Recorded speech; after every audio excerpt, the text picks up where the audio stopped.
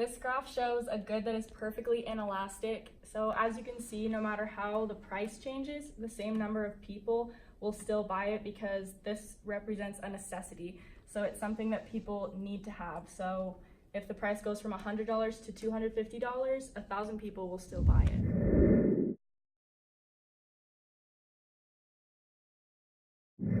So this graph shows what something that is inelastic is. So the difference between this one is something that is perfectly inelastic is you start to see more of a curve. So people will change, the demand will change depending on the price, because usually there are more substitutes than something that is perfectly inelastic. So people are more willing to go out of their way and find one. See, because here it was $100, so 1,300 people wanted it. But then when they raised the price to $250, only 1,000 people wanted it. So it still has a high demand, but it changes more than perfectly inelastic, but most people still will keep it.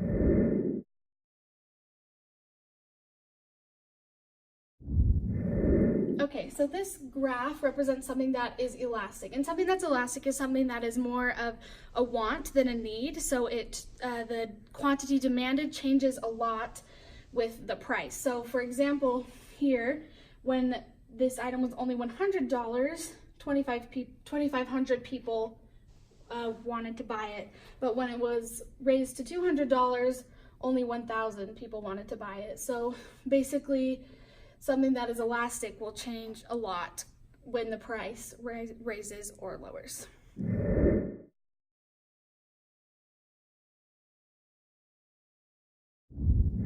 Okay, so this graph represents something that is perfectly elastic, and a perfectly elastic good or service would be something that is almost purely luxury based on a want and not a need at all. And so like in this graph, for example, both price points are the same at $1,000. However, the demand changes even though the price is exactly the same.